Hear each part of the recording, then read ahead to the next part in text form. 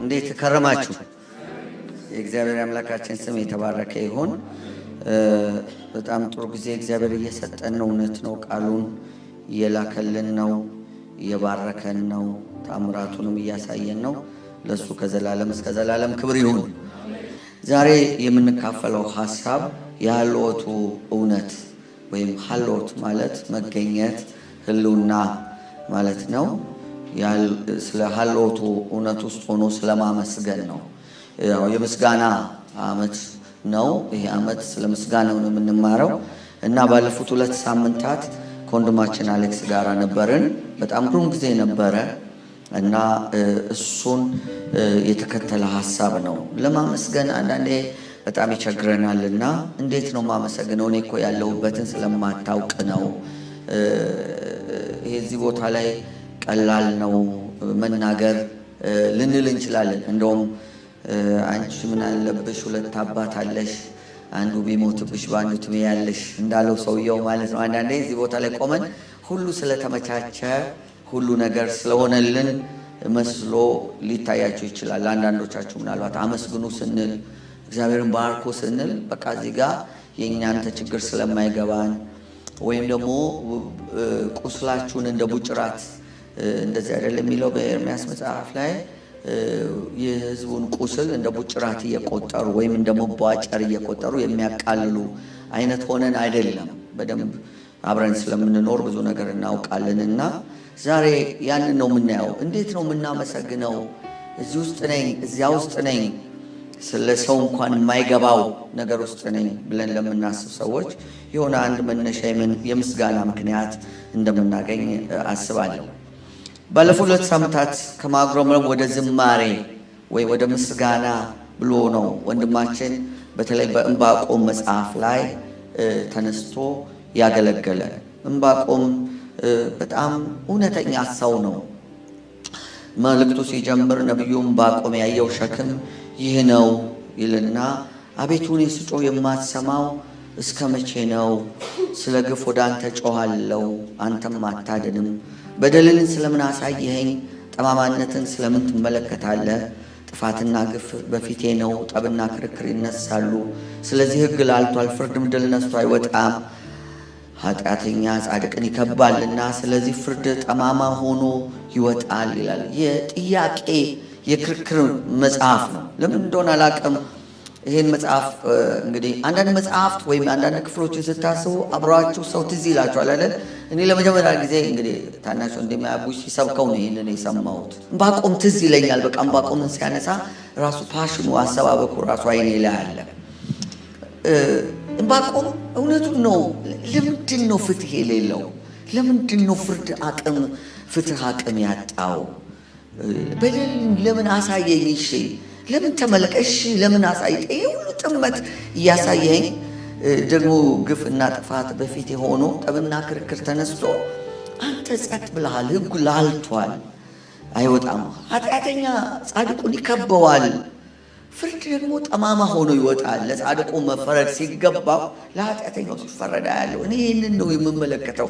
ለምን ታሳየኛለህ ይላል። እንደ ነቢይ ያያል፣ የእግዚአብሔርን ጽድቅ ይናገራል፣ ግን መፍትሄ የለም እና ምዕራፍ 1 ላይ ክርክሩን ዝም ብሎ ቀጠለ። እግዚአብሔርም መከራከሩን ቢወደውም ባይጠላውም ነገር ግን መልስ አልሰጠም እና ምዕራፍ 2 ላይ እንዳያችሁት ምንድን ነው የሚያደርገው? ዕንባቆም እጠብቃለሁ ይላል። መልሱ ባይመጣ እጠብቃለሁ። ከባድ እኮ ነው።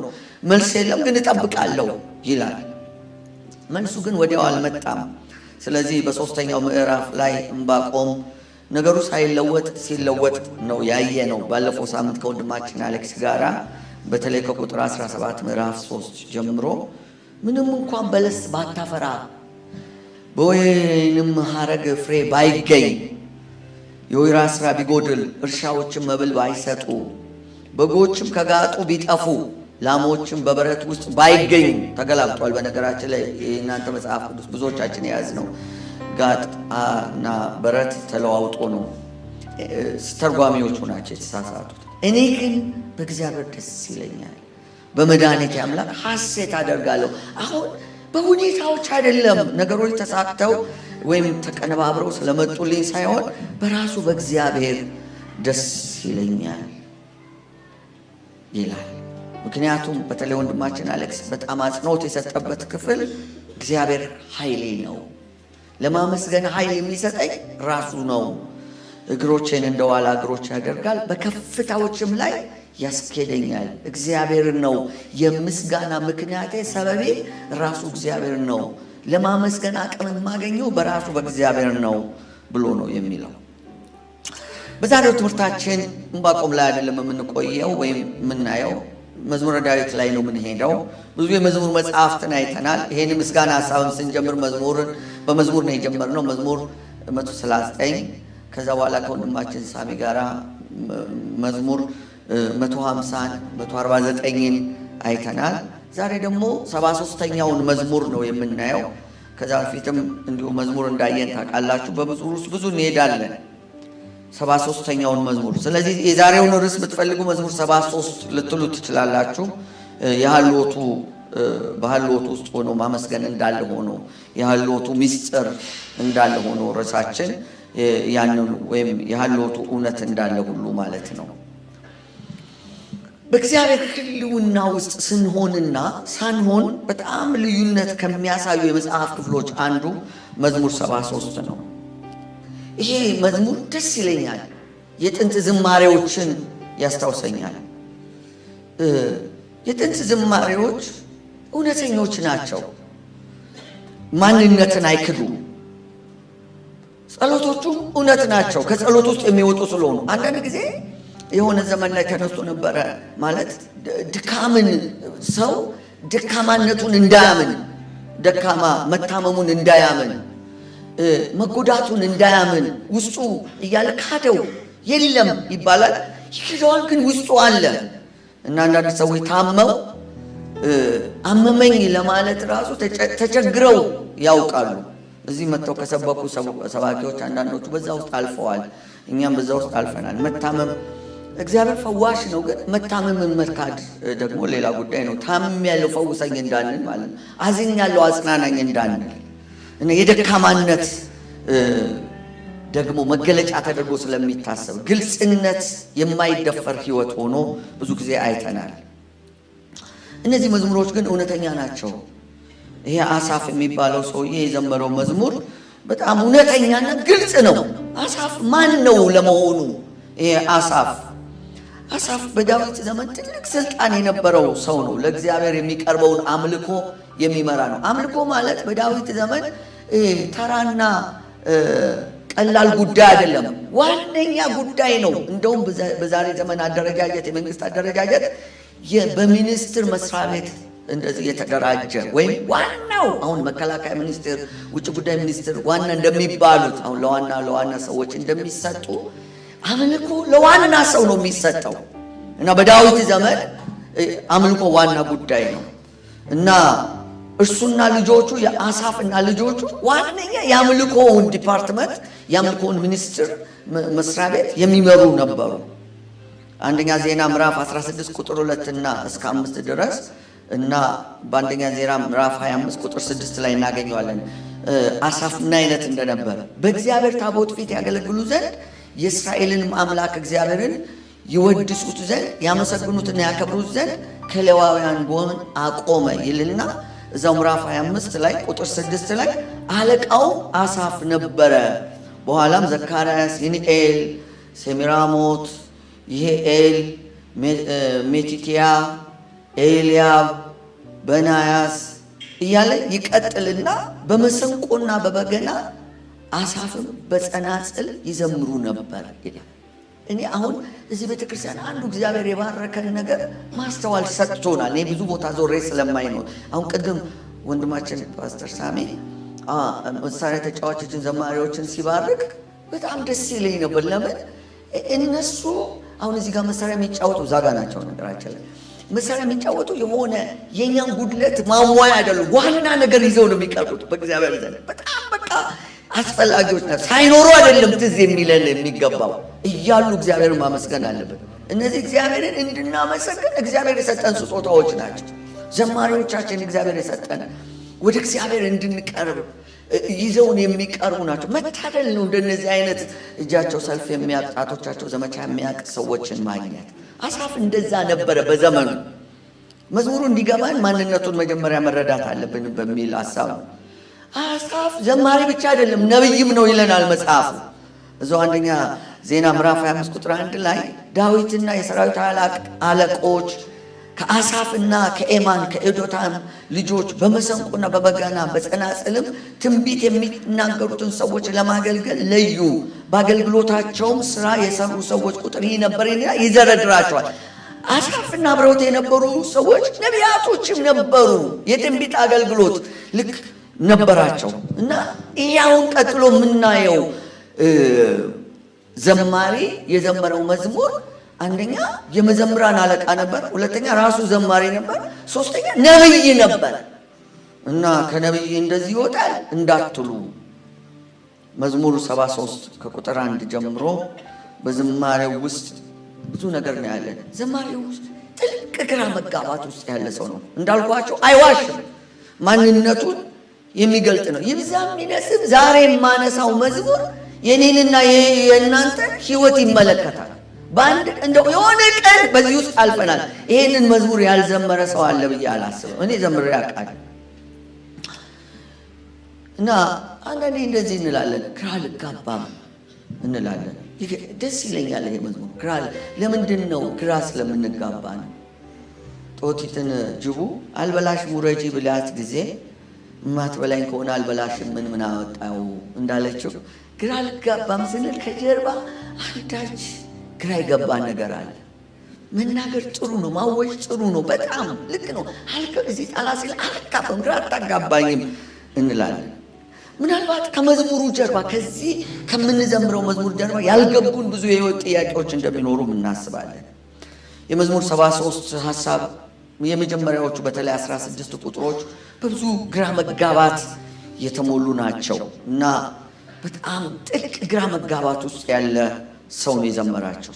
ስለዚህ ሁለት ማሳሰቢያ በመስጠት ወደ መልእክቴ ገባለሁ፣ ወደ መልእክቴ ማዕከላዊ ስፍራ ገባለሁ። የመጀመሪያው መዝሙሩን ጨርሳችሁ እስክትሰሙት ድረስ ለብያኔ አትቸኩሉ። እኔ እንደወረደ ሰውየው እንደሚሰማው ስሜት ስለማቀር ዛሬ የምነካው እንዳትሉኝ እና የድሮ ካሴት ታቆየለ ቴፕ ውስጥ የምንከተው በግልባጩና በዋናው ያለው እና የመጀመሪያው ገጽ አለ ኤና ቢ። አሁን ትውልድ አያውቅም፣ ሲዲ ምናምን ነው የሚያውቀው።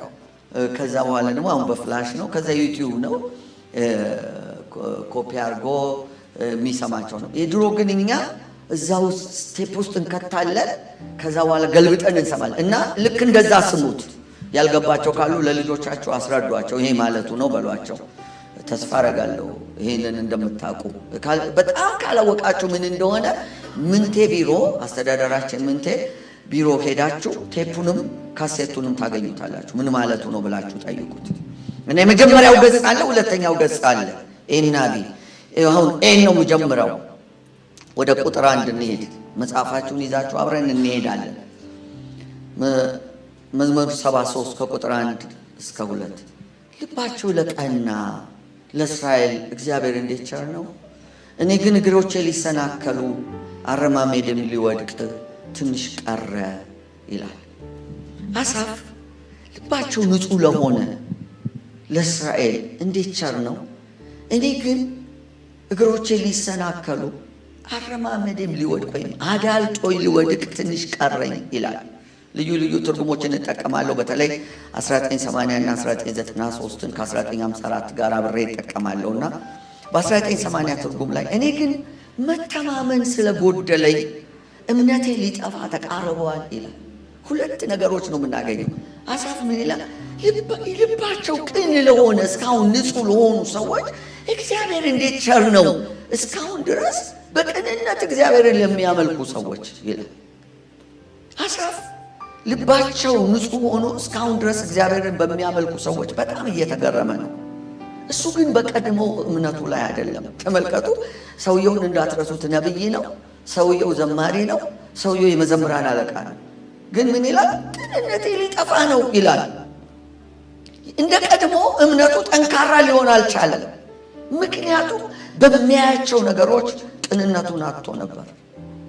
በአሳፍና በዕንባቆም መካከል ያለው ልዩነት ልብ ብላችሁ ስትመለከቱ ዕንባቆም የሚጮኸው በምድር ላይ ስላለው ማህበራዊ ፍትህ መታጣት፣ ኢኮኖሚያዊ ፍትህ መታጣት፣ ፖለቲካዊ ፍትህ መታጣት ነው የሚጮህ። ሃይማኖታዊ ፍትህ መታጣት ነው የሚጮህ እና ከራሱ ያለፈ ነገር አለው። የዕንባቆም ሰፊ ነገር ነው የሚያየው። አሳፍ እንደሱ አይደለም። ልክ እንደኔና እንዳናንተ የራሱን ህይወት ነው የሚያየው። ልዩነቱ ይሄ ነው። እንዲህ ይባላል እንዴ እስክትሉ ድረስ አሳፍ በዚህ ጥያቄ ውስጥ ገብቷል። ቅንነት አሳፍ የገባው ይመስለኛል። ለምን በዚህ በመዝሙር ቁጥር ምዕራፍ 11 ቁጥር 7 ላይ እግዚአብሔር ጻድቅ ነው ጽድቅንም ይወዳል ይልና ቅንነት ግን ፊቱን ታየዋለች ይላል። እግዚአብሔርን ፊት ለማየት ቅንነት በጣም አስፈላጊ ነገር ነው። ስለዚህ እግዚአብሔር ፊቱን እንዳያይ የሚያደርገውን ዋነኛ ነገር ነው የተነጠቀው። ቅንነት የሚባለው ተራ ነገር አድርጋችሁ እንዳትወስዱት።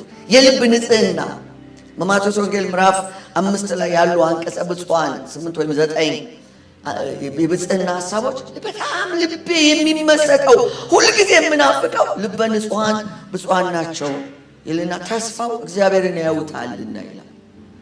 ዋነኛ ነገር ነው ለእኔ፣ አላቅም ለእናንተ። እኔ እግዚአብሔርን ከማየት የሚበልጥብኝ ነገር የለም በምድር ላይ። አሳፍ የተነጠቀው ይሄንን ነው። እኔ መተማመን ሊጎለኝ ነው፣ አዳልጦ ሊወድቅ ነው፣ ልሰናከልልህ ነው ጌታው ይላል በግልጽ።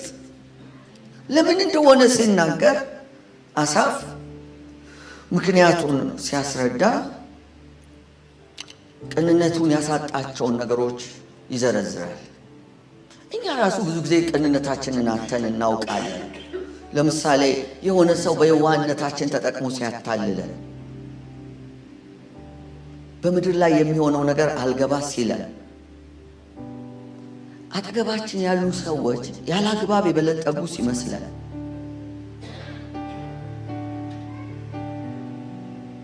ግራ ሲገባል ቅንነታችንን ለማጣት እንንደረደራለን።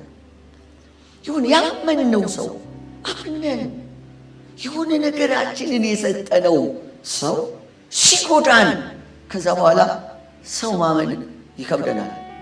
አሁን ቀረ እንጂ ድሮ በየሰው ቤት የማይጠፋ አንድ ጥቅስ አለ። ሰው እኮ የሚል ዶት ዶት ዶት 3 ያላት እና ምቾት ይነሳል እዛ ቤት መሄድ።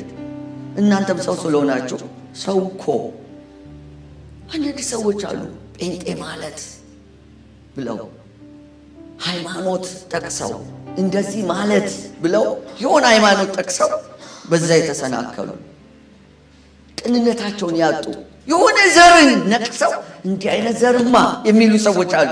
ቅንነታቸውን ያጡ ናቸው። የሆነ ጊዜ በዛ የሆነ ነገር ሆኖባቸዋል። የሆነ ፓርቲ የሆነ ነገር።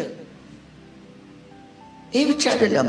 አንዳንዴ ውስጣችን ያለ ምቀኝነትም ሊሆን ይችላል። ቅንነት የሚያጠፋ የሆነ ሰው የሆነ ነገር ሲሆንለት እናይና እንዴት ለኔ አልሆነም ብለን እዛ መገናኛ ሳለው ታክሲ ሹፌሮች ማረሰው አንድ ነገር ሲናገሩ ሰምቻለሁ። ለእናንተም ነግሬያቸዋለሁ። ደግሞ ክፋት የለውም። ምቀኛና የቅንድብ ጠጉር አያድግም ሲሉ ድንገት በምቀኝነት በቃ ማለት ምን? ቆም ብላችሁ እስኪ ራሳችሁ ዛሬ ፈትሹ። በሌላው ሰው ደስታ ደስ የማትሰኙ ከሆነ፣ ሌላው ሲሳካለት የእናንተ አለመሳካት፣ ሌላው ሲሞላለት የእናንተ ጉድለት ትዝ የሚላችሁ ከሆነ፣ የሆነ ጉድለት ካለባችሁ ቅር የሚላችሁ ከሆነ እሱ ምቀኝነት ነው። ምንም በሉት ምንም ምቀኝነት ነው። ጌታ ይፈውሰን። አሜን። መጽሐፍ እንደዚህ ይላል፣ ከሚያዝኑ ጋር እዘኑ፣ ደስ ከሚላቸውም ጋር ደስ ይበላቸው። እኛ የሀዘን ችግር የለብንም እንዳበሻ። ሀዘን ማሳመር እንችልበታለን። ነጠላችንን አሳምረን ራሱ በቃ በፍጥነት ነው የምንሄደው። ራሱ በቃ ራሱ ወጉ ከደስታ ጋር መደሰት ነው ከባዱ። እኔ በእውነት ትናንትና በጣም ጌታን አመስግኝ ያለው በቢኒ እና በኤዱ ሰርግ ላይ ያየሁት የቤተ ክርስቲያን መሰጠት ኮሚትመንት በጣም እግዚአብሔር ይባርካችሁ። እንኳን መካከላችሁ ሆንኩኝ። ያብዛልን ይሄንን በቃ ዝም ብሎ መደሰት፣ በቃ መደሰት። የሆነ ሰው የሆነ ነገር ሲሆንለት መደሰት። አንዳንድ ጊዜ ለእኔ እዚህ ቦታ ላይ ትንቢት ሲመጣ ደስታችሁን ሳይ በጣም እደሰታለሁ፣ ከሆነው በላይ እደሰታለሁ። አሜን እላለሁ። በቀደም አንድ ሰው በሆነ ነገር ጠይቆኝ ነው፣ እኔ እግዚአብሔር ያስቀመጠኝ በጣም ጥሩ ቦታ ነው፣ ብዙዎቹ ስለ እኔ ቅን ነው የሚያስቡት፣ 100% ባልልህም አልኩት።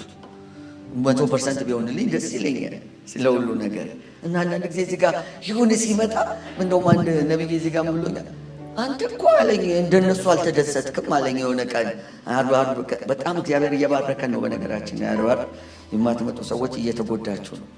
እና ገርሞታል የእናንተ ደስታ ከኔ ጋር ከኔ ይልቅ ስትደሰቱ አይቶ ማለት ነው። አሁንም ያብዛልን። አሜን። መደሰት ካቃታችሁ ግን ራሳችሁን መርምሩ። ከየት አምጥቶ ነው? እንዴት ሆኖ ነው? አሁን ሰርግ ብዙ ጊዜ ሲደገስ በጣም ከተጋነነ ከየት አምጥቶ ነው? ከጎደለ ያላቀሙ ደግሶ አሳፍ ቅንነቱ ምን እንዳጠፋው ደስ ይላል። አይዋሽም። የምሩ ነው የሚናገረው። ምን ይላል መሰለህ? ክፉዎች ሲሳካላቸው አይቼ በአመፀኞችም ቀንቼ ነበረ ይላል። በሐሳብ መፍረድ እንዴት ይቻላል? ክፉዎችን ሲገልጣቸው ቁጥር 4 እና 5 ላይ አንዳች ጣር የለባቸውም ይለናል። ሰውነታቸውም ጤናማና የተደላደለ ነው። በሰዎች የሚደርሰው ጣጣ አይደርስባቸውም።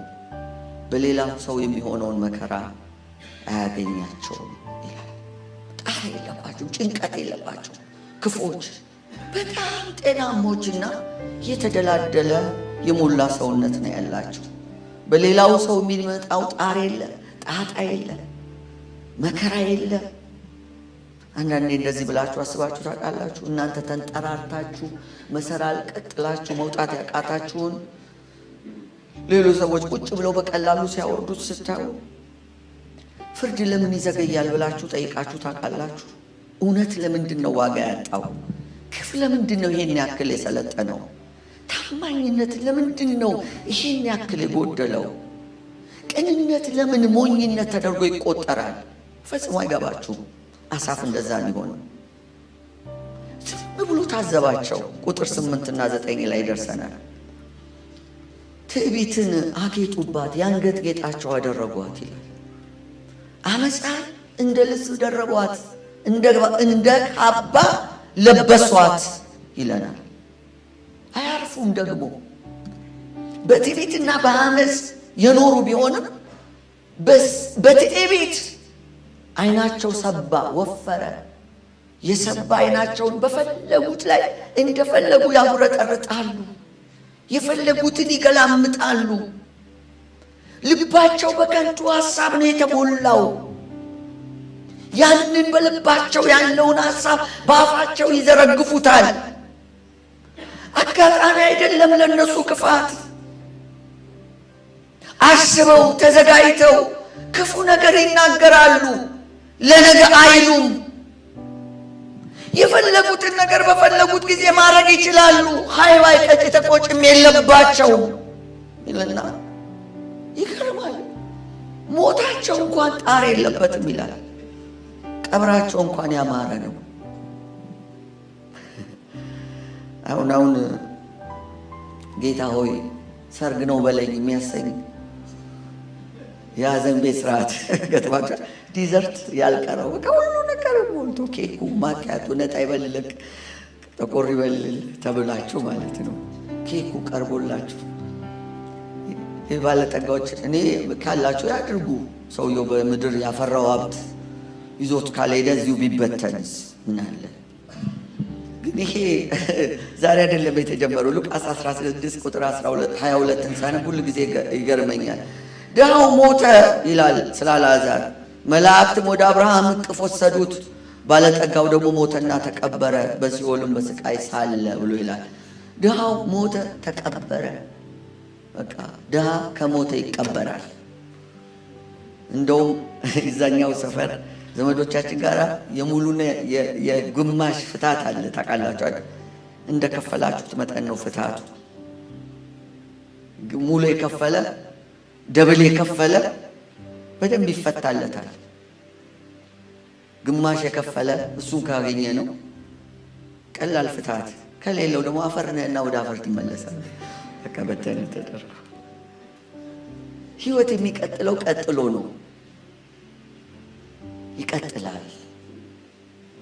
ድሃው ሞተ ይልና መላእክትም ወደ አብርሃም እቅፍ ወሰዱት። ከዛ በኋላ ነው ልዩነቱ።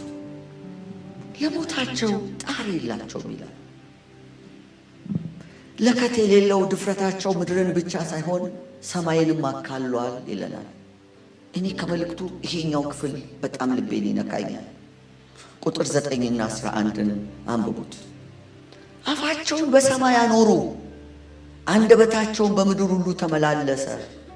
ቁጥር 11 እግዚአብሔር እንዴት ያውቃል? በልዑሉ ዘንድ በውኑ ዕውቀት አለ ይላሉ። በምድር ላይ ማንንም አይፈሩም። አንደበታቸው ያልነካው የለም። ይህ ግን አልበቃቸውም። እነዚህ ክፉና መፀኛ ሰዎች በእግዚአብሔር ላይ ይፈላሰፋሉ፣ ይራቀቃሉ፣ እንደ ልባቸው ይናገራሉ። እግዚአብሔር ቢኖር ኖሮ ይላሉ። እሱ ምንም ባይላቸው የሚገርመው ልመለስበታለሁ። ቁጥር 10 ላይ ለምን እንደዘለልኩት ልባችሁ ዛሬ እንዲደገፍ በዚህ ቃል ደግሞ ስለዚህ ሕዝቤ ወደ እነሱ ይነጉዳል ይላል። ሕዝቡ ሁሉ የሚነጉደው ተጋፍቶ የሚሄደው ወደ እነሱ ነው። ደጋፊ ያላቸው፣ አጨብጫቢ ያላቸው በጣም ብዙ ሰው ወደ እነሱ ነው የሚሄደው። የእግዚአብሔር ሰዎች ሕዝብ የሚለው የእግዚአብሔር እስራኤልን ሲጠራ ነው። ሕዝብ የሚለው የእግዚአብሔር ሰዎች እስራኤላውያን ወይም የቅዱሱ ሕዝብ ሳይቀር ወደ እነሱ ነው የሚሄደው። ባለጊዜዎች ናቸው ይላል። ፍጹም ጊዜም በላያቸው ላይ ይገኛል። ጊዜው ለነሱ የተመቸ ነው። ብዙ አድናቂና ወዳጅ አላቸው። ምንም እንኳን ግድ የለሽና ለምንም ነገር ደንታ የሌላቸው ቢሆኑ በየቀኑ ሀብትና ተጽዕኗቸው ሲጨምር እንጂ ሲጎድሉ አይታይም ይላል። ባለ ጊዜ የሚለው ያስደነግጠኛል። ከድሮም ጀምሮ ይህን ክፍል ሳነብ የባለ ጊዜነት አደጋ እከሌ ባለ ጊዜ ነው ሲባል ያስደነግጠኛል። ምክንያቱም ጊዜ ያነሳውን ጊዜ ይጥለዋል። የጊዜ ጉዳይ ነው እንጂ ጊዜ ይጥላል። በቅርብ 53 ዓመት አካባቢ የነበረውን ስርወ መንግስታቸውን ገንድሶ የአሳድን ቤተሰብ ነቅሎ በ11 ቀን በ12 ቀን ጦርነት ተነቅለው ድንገት ሄዱ። ብቻቸውን ሄዱት። ከነሱ ጋር የነበሩት ባለጊዜ እንደሆኑ ሲያስቡ የነበሩት ሁሉ እየተያዙ አሰቃቂ ሞት ፍርድ እየተፈረደባቸው ነው። ይሄ ግን ሁሌም የሚሆን ነው። አይገባቸውም። እባካችሁ እንዲገባችሁ ከ14 ዓመት በፊት የጻፍኩት መጽሐፍ ላይ ያለውን አንድ ቃል አንዲት ትንሽ አርቲክል ላይ የወሰድኳትን ስለ ባለጊዜነት ላንብብላችሁ። አይደራ አሁን አይደለም የጻፍኩት። ይሄንን ስለ ባለጊዜነት ብዙ ነው ያለው። ከመካከል ነቅሼ ነው ማወጣላችሁ። የዓለም ፖለቲከኞች ይላል ቃላቸውን አይጠብቁም፣ ማንንም እንዳይሰሙ ጆሮቻቸው በትዕቢት ተለስኖ ልባቸውን የኩራት ስብ ዘግቶታል። አንዳንዶች ይሄንን ይጠየፋሉ፣ አምርረው ተቆጥተው ለትግል ይሸምቃሉ። ግን ምን ያደርጋል፣ ስልጣን ላይ ሲወጡ የቀደሙትን ስህተት አሻሽለው ይደግሙታል። ከሰው እንደተፈጠሩ ቶሎ ይረሳሉ፣ ራሳቸውን ከአምላክ ጋር ያስተካክላሉ። እዚች ጋር በደንብ ስሙ። ቀድሞ የነበረው ምን እንደገጠመው ዘንግተዋል። ተራ ሰው እንደነበሩና እንደሆኑ ማሰብ አይፈልጉም። ዱሩም ገደሉን ሸሽተው በሙስና ጫካ መሽገዋል። ትናንትን የሚያስታውሳቸው ጠላታቸው ነው። የሚገስጻቸውን ያስራሉ፣ ተው የሚላቸውን ይገድላሉ። የእነሱ ሰሞን ደርሶ ደግሞ ትቢያ እስኪሆኑ ድረስ ሁሌም እንደዚሁ ናቸው። አምባገነን፣ ፈሪ፣ ውሸታም፣ ጨካኞች። ስለ እነሱ ማሰብ ልብ ያደክማል ይላል ፍኖተ መንግስት። ኤሎሄ ኤሎሄ መንግስት ትምጣ የሚለው ምንባብ ስር ያለውን ያነበብኳችሁ። አሳፍ ቁጥር 12 ላይ እግዚአብሔር ፈጥኖ አለመፍረዱ ግራ አጋብቶታል። እነሆ ክፉዎችን ይመስላሉ፣ ሁልጊዜም ግዴለሾች ናቸው ይላል። ተስፋ ያደርግ ነበር እግዚአብሔር ከዛሬ ነገ መጥቶ ይፈርድባቸው ይሆናል። ግን እነሱ ይበልጥ እያማረባቸውና እያበቡ ይሄዱ ነበር። ይህን ጉዳይ ባሰበ ቁጥር ተስፋ አስቆረጠው የእግዚአብሔር ዝምታ። ይህ ሁሉ በድፍረት ሲናገሩ፣ እሺ ሰውን ይናገሩ፣ እግዚአብሔርን ሲናገሩት እግዚአብሔር ዝም ማለቱ፣ ባለጠግነታቸው መጨመሩና መብዛቱ፣ ሀብትና ታዋቂነታቸው ዕለት ዕለት ከፍ ማለቱ፣ ይህ ነው ሊያሰናክለው የነበረው። ልባቸው እስካሁን ይሄ የሆነ እያዩ በቅንነት ጌታ ጌታ የሚሉ ሰዎች ማግኘት እሱ አስገርሞታል። አንዳንድ ጊዜ አብረን የምናገለግል ሰዎች ብለውኝ ያውቃሉ። እስካሁን ጌታ ተመልከተ አየነው እኮ ብለውኝ እግዚአብሔር ፊት ገጥሞኝ ያውቃል። እስካሁን እዚህ ተመልከት ዙሪያን። ቁጥር 13 ላይ አሳፍ የያዘውን እውነት ምን ያህል እንደተጠራጠረ ይገልጥልናል። እንደዚህም አልኩ ይላል፣ በእውኑ ልቤን ንጹሕ ያደረግኩት በከንቱ ነውን? እጄን በየዋህነት የታጠብኩት በከንቱ ኖሯል። ምን ማለት መሰላችሁ? እኛ እንደምንለው ክርስቲያን ነኝ ብዬ ለካስ ጌታዬን ስልም የኖርኩት በከንቱ ኖሯል። በጽድቅ መኖሬ ስለ ስሙ መሰደዴ ምን ጠቀመኝ?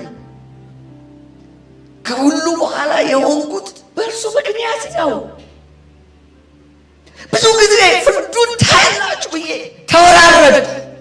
እሱ ግን ከነሱ ጎን የቆመ ይመስል ለነሱ የበለጠ ያሳምርላቸዋል፣ ይጨምርላቸዋል።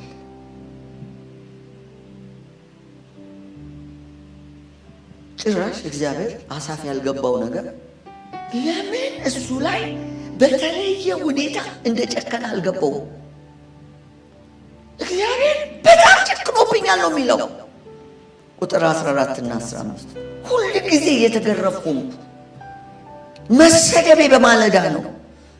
እኔ እንደዚህ ብዬ ብናገር ኖሮ እነሆ የልጆችን ትውልድ በበደልኩ ነበር። ሌላው ትርጉም ላይ ስላሴያን ትርጉም ላይ ትውልድ ባሰናከል እንዳሰናካይ በተቆጠርኩ ነበር ይላል።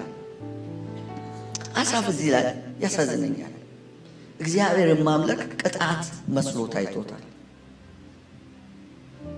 ለሌሎች የተፈቀደው ለሱ ነውር ለምን እንደሆነ ሊገባው አልቻለም። ለምንድን ነው ለእኔ የምትከለክለኝ? ለምንድን ነው ለነከል የፈቀድክላቸው? አድካሚ የአእምሮ ምርመራ። ቁጥር 16 አውቅ ዘንድ አስብ፣ ይህ ግን በፊቴ ችግር ነበር። ሁኔታውን ለመረዳት እስቲ ቆየቱ ጋ ነው የሳትኩት ብዬ ጾም ጸሎት ያስ ትላላችሁ። እስቲ የቱ ጋ ነው የኔ ስህተት? ሞከረ፣ አጥጋቢ መልስ ግን አላገኘም። በሌላ ትርጉም እንደዚህ ይላል፣ ይህንን ነገር ለመረዳት በሞከርኩ ጊዜ አድካሚ ተግባር መስሎ ታየኝ። አእምሮ ሊመልስለት አልቻለም። ለምንድን ነው እሺ ያጠፋሁት? የቱ ጋ ነው? አንተን ባልኩ በጠበቅኩ፣ ፈቃድህ ይሁን ባልኩኝ፣ ፈቃድህን ነው ማደርገው ብዬ በጠበቅኩ፣ የቱ ጋ ነው የኔ ስህተት? በስጋ አእምሮ በሰውኛ መንገድ ነገሩን እልባት ለማስያዝ ፈለገ። ምርምሩ ግን የበለጠ ሕይወቱን በውጥረት የተሞላ ከማድረግ በጠቅ የጠቀመው ነገር የለም። ስለዚህ ተስፋ ቆረጠ። አሁን ካሴቱን እንገለብጣለን። ቁጥር 17 አሳፍ አንድ ነገር ድንገት ብርት አለለት። እግዚአብሔር ዛሬ ያብራላችሁ። ይሄውም ይላል ወደ እግዚአብሔር መቅደስ እስክገባ ድረስ ፍጻሜያቸውንም እስካስተውል ድረስ። ልክ እግዚአብሔር መቅደሱ ሲገባ እግዚአብሔር ሀልዎት ውስጥ ሲገባ የሀልዎቱ እውነት ያልኳችሁ ለዚህ ልክ እግዚአብሔር ሀልዎቱ ሲገባ ካሴቱ እንደዚህ ግልብጥ አለ፣ ሌላ ሆነ። የእግዚአብሔር መቅደስ የእግዚአብሔር ሀልዎት ማለት ነው። ፈጽሞ ተለየ። ወገኖች ሆይ ስለማናቸውም ጥያቄ በሕይወቱ ስላለ ማናቸውም ጥያቄ መልስ የምንፈልግ ከሆነ በእግዚአብሔር ሕልውና ውስጥ እንግባ። የእግዚአብሔር ሕልውና ውስጥ ስንገባ አመለካከታችን ይቀየራል፣ ምላሽ እናገኛለን። ነገሮች ባይቀየሩ ሕልውናው ስንሆን ፍንትው ብሎ የሚታየን ነገር አለ። በወፍ በረር ዛሬ 4 ነገሮችን የእግዚአብሔር ሕልውና ውስጥ ስንገባ የሚሆኑትን ነገሮች እነግራችኋለሁ። ከዚሁ ከአሳፍ መዝሙር ሳንወጣ የመጀመሪያው እግዚአብሔር ሕልውና ውስጥ ስንገባ አሁን አመስግኑ እግዚአብሔርን፣ ባርኩት እግዚአብሔርን፣ ተሰብስበኑና እናመስግን። አሁን እግዚአብሔር ባለፈው ተናገረን። በዚህ በጥር አመስግኑት ሲባል አንዳንዱ ነገር አልተቀየረም። በቃ እግዚአብሔር ሊመሰገን ፈልጓል። እንደው ስለ ድሬሲንግ ኮድ ሁሉ ነገረን። ዘንጣችሁ ኑ፣ በቃ እንሰማለን እግዚአብሔር ሲናገር። በቃ ማድረግ የምንችለውን እናደርጋለን። ሁኔታው አዎ እንደው ጨምሯል። እኔ ላይ ለምሳሌ አንዳንድ ነገሮች ጨምረዋል። እኔና ሳሚ የምናውቃቸው ነገሮች አሉ። ሳሚ ላይ የጨመረ ነገር አለ። የተገናኘ በቅርበት ስለምን ሌላውን ብተው በጣም የጨመሩ ነገሮች ጨመረ። እናመሰግናለን እንጂ የሆነ ነገሩ ሁሉ ፍትትትት ብሎ ቅድም እንዳልኳቸው አንተ ምን አለብህ 2 አባት አለ አንዱ ቢሞትብህ በአንዱ ትምላለህ አይነት አይደለም። እግዚአብሔር መቅደስ ውስጥ ስትገቡ፣ እግዚአብሔር ሕልውና ውስጥ ስትገቡ የመጀመሪያ የሚሆነው ነገር እይታችሁ ይቀየራል። ስለ ዓለም፣ ስለ ኑሮ፣ ስለ ሁሉ ነገር ያላችሁ የማንኛውም ነገር ትልቅነት ለዓይን የቀረበውን ያክል ነው። ወደ ዓይናችሁ ምንም ነገር ብታስጠጓት እይታችሁን ትጋርዳለች። ጉድፍም እንኳን ብትሆን አርቃችሁ ስታስቀምጧት ግን ነገሯ ልኳ ላይ ትሆናለች። ይሄ ገባኝ። ለመጀመሪያ ጊዜ ወደ ባህር ዳር ሲሄድ በአውሮፕላን የሄድኩትና አባይ ይሄ ነው ተባለ። በጣም ገረመኝ። አባይ በጣም ትንሽዬ እችን የምታክል እጄን መዳፍ የምታክል መስመር ሆኖ ከአውሮፕላን ላይ አየሁት። እድለኛውን የባህር ዳር ስገባ አባይ የመጀመሪያውን ድልድይና አባይ ከጣና ሲወጣ አባይ መውጫ የሚባለውን ሰንጥቆ ሲወጣ አየው። ይሄ ነው አባይ። ጣና መካከል ሰንጥቆ ሲሄድ በወንዙ በሐይቁ ውስጥ ወንዝ ሲሄድ አየው። በጀልባ ወስደው አሳዩኝ። ከዛ ድልድዩን አሳዩኝ። ተገረምኩ። ለሁለተኛ ጊዜ ሲሄድ በመኪና የመሄድ እድል ገጠመኝና ይሄ አባይ በረሃ የሚባለውን አየሁት። ለካ አባይ ትልቅ ነው። የመጀመሪያው ከመጀመሪያው ድልድይ በጣም ያልፋል። ከጢስ አባይ ካለው ያ ከፏፏቴው ያልፋል። እንደኔ እድለኛ የሆነ ሰው ካለ አላውቅም። ከዛ አባይን ከአሶሳ እስከ ግድቡ ድረስ ደግሞ በመኪና ሄድኩት። ትልልቅ ድልድዮችን አየሁ። ከዛ እንደውም አባይ ስፍራውን ለቀቀ የተባለ ሰሞን እኔ አባይ ጋር ነበርኩ። ሄደበት ለዘመናት የሄደበት ቦታ ላይ ቆሜያለሁ። ቀላል ሰው እንዳልመስላችሁ ታሪካዊ ሰው ነኝ። እዛ ቦታ ላይ መቆም ድንጋይ ሁሉ ይዤ መጥቻለሁ። የሚገርም አባይ ነው ስፍራውን የለቀቀው። ለዛ ነው ዓለም አቀፋዊ ዜና የሆነው። ኪሊማንጃሮንም እንደዛ የማየት እድል ገጥሞኛል። አልናቅኩትም። ከላይ ስንሄድ ይሄ ነው ብለው ኪሊማንጃሮ ሲሉኝ ችን የምታክል ችንፉልቤት የምታክል ነገር ነው ባይኔ ያየሁት። ለምን ያለውበት ቦታ እግዚአብሔር መገኘቱ ስንሆን ነገሮች ያንሳሉ። ልጆች ሆነን ወደ ጌታ እንደመጣን ሳሚ ከሰበካቸው ስብከቶች መካከል ደግሞ ሌላውን አልረሳውም። ስለ ጎልያድ የዛን ጊዜ ገባው። እንዴት እንደገባው አላውቅም። በኋላ ላይ እኔ ሲገባኝ ጎልያድን ዳዊት ያየው ፍሮንት ቪው አይደለም፣ ሳይድ ቪው አይደለም፣ ቶፕ ቪው ነው። ከላይ ነው ያየው እና ከላይ መጥቶ ሲገጥመው አልፈራውም። ሰው ሁሉ ማን ይችለዋል ሲል አለ ሳቢ ነው ይላል። ማን ይችለዋል ሲል ዳዊት ማን ይስተዋል? ሃሌሉያ። ጠላቱ ተከምሮ አየው፣ ግን የታየው እንደማይሳት እግዚአብሔር ዓይናችንን እንደዚህ ይክፈት እና አሳፍ ምን አየ? ምን ተመለከተ? የአመፀኞችን ፍጻሜ በህልውና ውስጥ ሆኖ ሲመለከት እንደዚህ አለ፣ ለካስ ባልተደላደለና መሰረት በሌለው ነገር ውስጥ ነው ያሉት።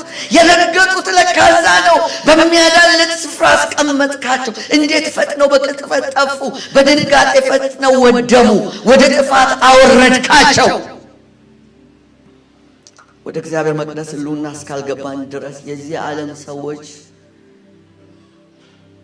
የብልጥግና ምስጢርና ፍጻሜ አይገባንም። ልናስተውለው አንችልም። አጥራቸው ያስደምመናል።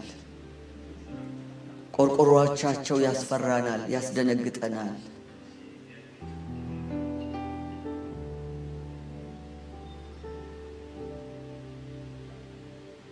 ምን አለ? ሰው ከህልሙ ሲነቃ እንደሚሆነው ጌታ ሆይ አንተን በምትነሳበት ጊዜ እንደ ቅዠት ታደርጋቸዋለህ። ህይወታቸው ምንድነው? ቅዠት ነው። ኢሉዥን፣ የቅዠት ህይወት ነው። ለካስ ካላቸው ነገር ጀርባ ያለው ስጋት ነው። እኔ ጋርድ የሚያበዙ ሰዎች ያሳዝኑኛል። በተለይ ደግሞ የእግዚአብሔር ሰዎች ተብለው ሲጠሩ ደግሞ ጋርድ ሲበዛ፣ እኔ እኮ በእውነት ነው የምላችሁ ቤተ መንግስት ውስጥ በጋርድ የታጀበ አገልጋይ በአይኔ በብረቱ አይቻለሁ። በእውነት ቤተ መንግስት ውስጥ ይሁን አንድ ሰው ሁለት ሰዎች እዚህ የሚያካክሉ፣ እኔ ያየሁት የሰውየውን ቀጫጫነት ነው። ምክንያቱም አጠገቡ ያሉ ሰዎች በጣም ግዙፍ ስለነበሩ ስጋት ነው። እኔ ምቾት አላየሁም፣ ዝና አላየሁም፣ ክብር አላየሁም። ከአጥር ርዝመት ጀርባ ማየው ስጋት ነው። ከመሳቀቅ ጀርባ ያለው ነገር ስጋት ነው። የእነዚህ ሰዎች ኑሮ እንደዚህ ነው። ሰው ከህልሙ እንደሚነቃ ሲሆን እንደሚሆነው ያላቸው የሚመስለው ሁሉ በቅጥፈት የሚጠፋ በአስደንጋጭ ሁኔታ የሚደመሰስ ነው። ከብዙ ነገሮቻችን ጀርባ ስጋት ካለ ቆመን እናስብ። ቅዠት ክፉ ነገር ነው። ህልም የሚመስል ስትነቁ ግን ያጣችሁት ነገር አለ። ያላገባችሁ የምትወዱትን ሰው አግብታችሁ እንደ ቤኒ እንደ ትናንተ ሞሽራችሁ ስታበቁ ስትነቁ ያ ሰው ጎናችሁ ባይኖር፣ የሆነ ሀገር መኖር የምትፈልጉ ሰዎች ሄዳችሁ እዛ ሀገር ኤምባሲውን አልፋችሁ ሀገሩ መኖር ጀምራችሁ ስትነቁ ከዛ ሀገር ውጪ መኝታችሁ ላይ ራሳችሁን ስታገኙት፣ ቅዠት ብዙ ይዛችሁ ስትነቁ ባዶ። የእነዚህ ሰዎች ኑሮ እንደዚህ ነው የሚለን አሳፍ። በጣም የሚያሳዝነውና ከባዱ ነገር እንደዚህ ባሰብኩ ጊዜ አለ እንደ እንስሳ ሆንኩ አለ ራሱን ሲወቀስ። 1954 ትርጉም 93 እና 80 በተከታታይ ላንብብላችሁ። ቁጥር 21 እና 22 ልቤ ነዷል፣ ኩላሊቴ ቀልጧልና እኔ ተናቅኩ ነኝ አላወቅኩምም፣ በአንተም ዘንድ እንደ እንስሳ ሆንኩ ይላል። 93 ትርጉም ላይ ነፍሴ በተመረረች ጊዜ ልቤን በተቀሰፈ ጊዜ ስሜት የሌለው አላዋቂ ሆንኩ፣ በፊትም እንደ እንስሳ ሆንኩ ይላል። 1980 ትርጉም ላይ አሳቤ መራራ በሆነ ጊዜ ስሜቴ በተመረዘ ጊዜ እንደ እንስሳ ማስተዋል የጎደለኝ ሆንኩ፣ አንተን ማወቅ ተሳነኝ ይላል። የ80 ትርጉም በጣም ይመስጠኛል። ሐሳብና ስሜት እንዴት እንደሆነ ሲገልጽ ሰው በጣም ክቡር ቢሆንም ሐሳቡን መቆጣጠር ስሜቱን መቆጣጠር ካልቻለ እንደ እንስሳ ሊሆን ይችላል። ሐሳብ ሲመረር ስሜት ይመረዛል። የተመረዘ ስሜት ደግሞ እንስሳዊነት የሚንጸባረቅበት ነው። ይሄ መንፈስ ቅዱስን በጣም ያሳዝነዋል። መራርነት ምንድን ነው? በሆነ ነገር ተይዘናል። መስማት አንፈልግም። እግዚአብሔር ራሱ ስለዛ እንዲናገረን አንፈልግም። ተወኝ እባክህ የሚል ማንነት። አንዳንድ ጊዜ አንዳንድ ሰዎች ይመጡና ድንገት ተደላላችሁ የቆያችሁትን ነካ አድርገዋችሁ ይጎዷችኋል፣ እያመሰገናችሁ ባላችሁበት ነገር። ከዚህ ፊት ነግሬያችኋለሁ፣ ትዝ ይላችሁ እንደሆነ ለዓመታት ቢሮ ውስጥ ኖር ነበር። ምናልባት ከ2 ዓመት በላይ ሳገለግል ማለት ነው። እኔ የእውነት ረሃብን የማውቀው ጌታን ሳገለግል ነው። እኔ ሳድግ ረሃብን አላውቅም፣ መታረዝን አላውቅም። መታረዝን ረሃብን ደህና አድርጌ በአገልግሎት ነው ያወቅኩትና እዛ በምኖርበት ጊዜ አንድ ቀን አንዱ መጣና ቢሮ ውስጥ አገለግላለሁ። ብዙ ሰው አያውቅም ምን እያደረኩ እንደሆነ። ብዙ ጊዜ በስኳር ውሃ እየበጠበጥኩ የምጠጣበት ዘመን ማለት ነው። እና አንድ ሰው መጣና አንድ ቀን እዚህ ነው የምትኖረው አለኝ። ሰምቷል። ከዛን ቀን ጀምሮ እዚህ ነው ወይ የምኖረው መጣ። ተመረርኩ። ደህና እኮ በሰላም እየኖርኩ የነበርኩ ሰውዬ ከዛን ቀን ጀምሮ ምሬት ውስጥ የገባ እዚህ ነው የምኖረው አልኩኝ። እሱ ሲወጣ እችን የምታክል ፍራሽ ላይ ነው የምተኛው። የእውነት ነው የምነግርህ። እችን የምታክል ብርድ ልብሷን በጣም የሳሳች ናት። አስቤው አላቅም። በደስታ ነው ማገልገል። እዚህ ነው የምኖረው። ጭራሽ አንድ አገልጋይ ተነሳና የሆነ በሆነ ነገር ተጣልቶ አንድ ቀን ነፍሴ ሊያጠፋ እዛ መጣ። ቢላው ይዞ መጥቶ አንገቴ ላረገ በሩን ሰብሮ ገባ። ያ ደግሞ ሲጨመርበት ይበለጠ። ወገኖች ሆይ እግዚአብሔር ፕሬዘንስ ውስጥ ስትሆኑ አንድ የሊል መዝሙር አለ አይደለ? ያለ ምንም ነገር መኖር እችላለሁ የሚለው እኔ መኖር አልችል ስምህን ሳልጠራ የሚል መዝሙር አለ አይደለ? ያለ ኢየሱስ ነው መኖር የማትችሉት። ወደ እግዚአብሔር መቅደስ ስትገቡ፣ ወደ ሁሉናው ስትገቡ ሁሉ ነገር ነው የሚያንስባችሁ። ይህ ብቻ አይደለም። ወደ እግዚአብሔር መቅደስ ስትገቡ ፍጻሜውን ታያላችሁ። መዝሙር 73:27 ላይ እነሆ ከአንተ የሚርቁ ይጠፋሉ፣ አንተ ታማኞች ያልሆኑልን ሁሉ ታጠፋቸዋለህ ይላል። እሱ መቅደሱ ስንሆን፣ እሱ ህልናው ስንሆን ይህ ሁሉ ነገር ጠፊ እንደሆነ ይገባናል። ወገኖቹ ይህ የምታዩት ነገር ሁሉ ጠፊ ነው፣ አላፊ ነው። ለዘላለም የሚኖር እሱ እግዚአብሔር ብቻ ነው። በእንግዳ መቀበያው አትደነቁ። ዓለም እንግዳ መቀበያ ነው ያላት። አትደነቁ።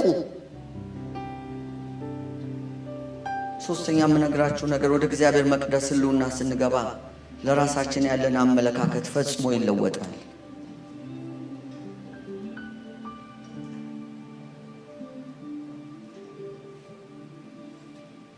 አሳፍ እንደዚህ ይላል ቁጥር 23 እና 24 ይህም ሆኖ ዘወትር ካንተ ጋር ነኝ፣ ቀኝ እጄን ያስከኝ፣ አንተም በምክርህ መራኸኝ፣ ከክብር ጋር ተቀበልከኝ።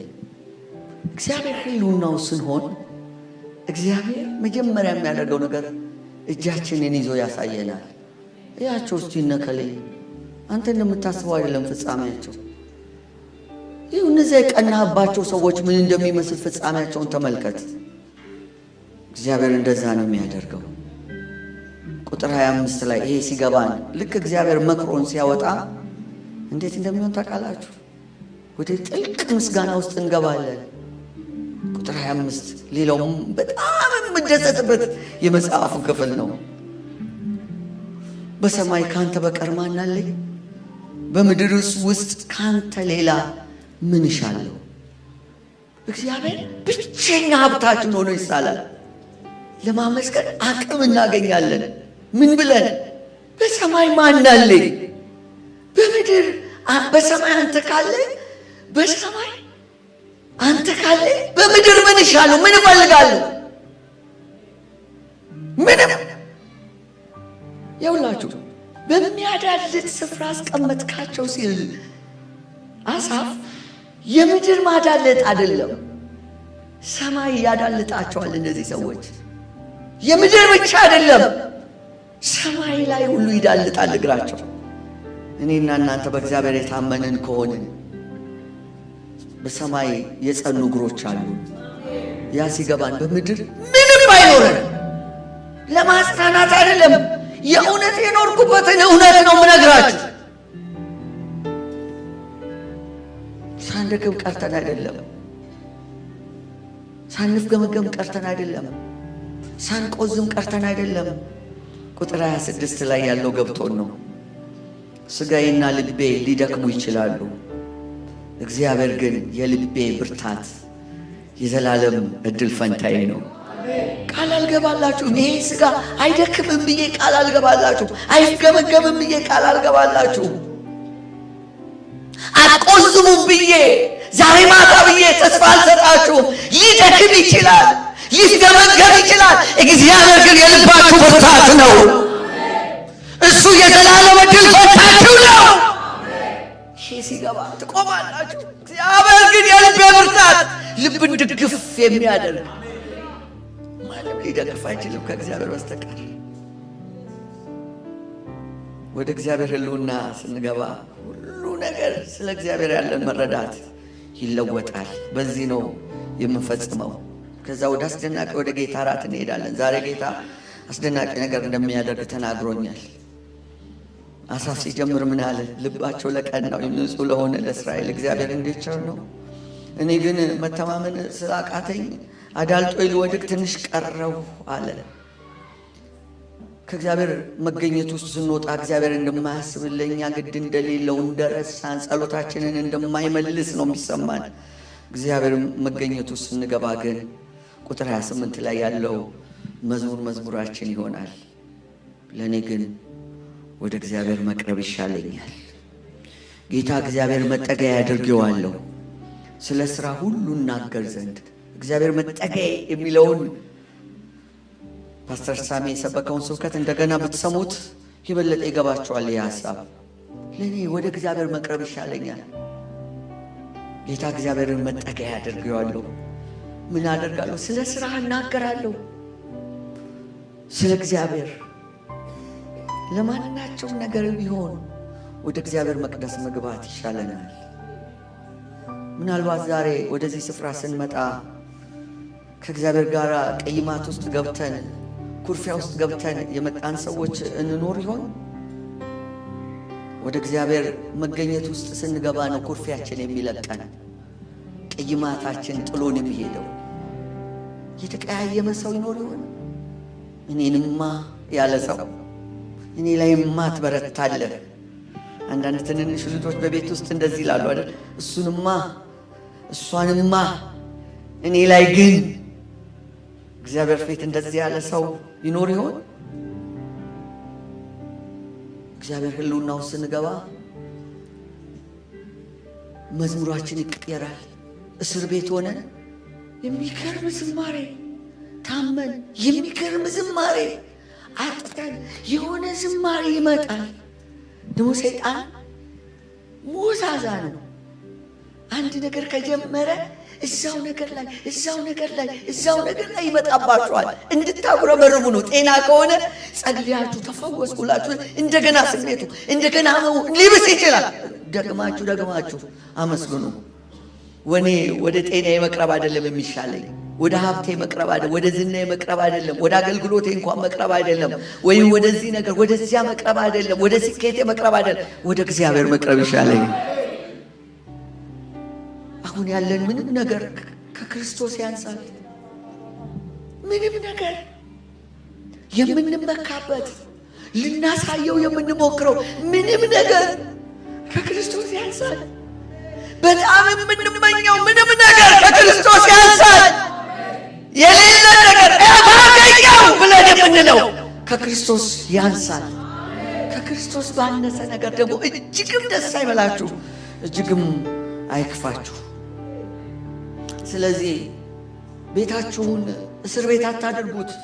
እስር ቤት ውስጥ ጳውሎስና ሲላስ እንዳደረጉት እግራቸው በእግረ ሙቅ ታስሮ በግንድ ተጠርቆ እጃቸው ታስሮ እንዳደረጉት መዘመር ጀምሩ። ሕልውናው ያንን ያደርጋል። አሁንም ትዘምሪያለሽ? አዎ፣ እኔ መኖር ማልችለው ያለሱ ነው። ያለምንም ነገር መኖር እችላለሁ፣ አይቼዋለሁ ማለት ክርስቶስ የገባው ሰው እንደዚህ ነው የሚሆነው። በቃ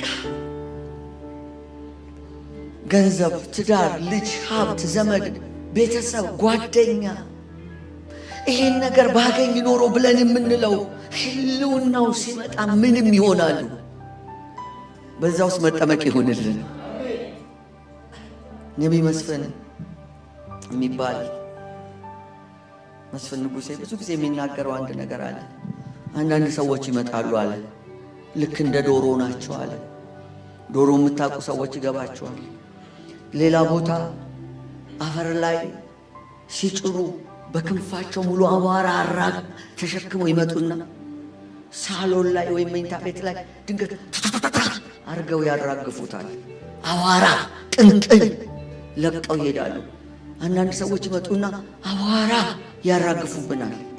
ጉለታችንን ነክተውብን እግዚአብሔር መገኘቱ እስካለን ግን አዋራውን አራግፈን ጳውሎስ እንዳደረገው አዋራውን አራግፎ ይላል አይደል? ወደ እግዚአብሔር መንግሥት በብዙ መከራ ልንገባ ግድ ነው። ስለዚህ ዛሬ ወደ እግዚአብሔር መንፈስ መገኘት ውስጥ ወደ ሀልዎት ውስጥ እንግባ። የዛን ጊዜ ምን ሆኖ የምራችንን እናመሰግናለን። ምን አግኝቶ ነው? እኔ በጣም የከፋይ ሰሞን ማረገው ልንገራችሁ። በጣም ያዘንኩ ሰሞን ዝንት ጥብዬ እወጣለሁ ያለ ምክንያት። ምን አለ ዛሬ ሲሉኝ ሰዎች ምንም የለኝም ምን ጠቅሰው ነገር። በጣም ዘንጬ እወጣና ከተማዋ ላይ ዞር ዞር ብዬ እመላለሳለሁ፣ እገባለሁ። ይህን የማደርገው ውስጤ ውጬም በእግዚአብሔር ዘንድ አንድ እንዲሆኑ ብዙ ጊዜ አድርጌያለሁ። ኤፍሬም ያውቃል። ብዙ ጊዜ ዛሬ ምን አገኘ ሲለኝ ለሱ ሚስጥሬን አልደብቀውም፣ ነግረዋለሁ። ምንም የለም፣ ምንም ባይኖር ይመሰገናል። ወደ ምስጋና ለመምጣት የምትሹ ሰዎች ምስጋና ዝም ብሎ አይመጣም። ህልውና ውስጥ ግቡ። ሃሌሉያ። በዚህ መንፈስ ሆነን በጌታ ፊት እንቆማለን።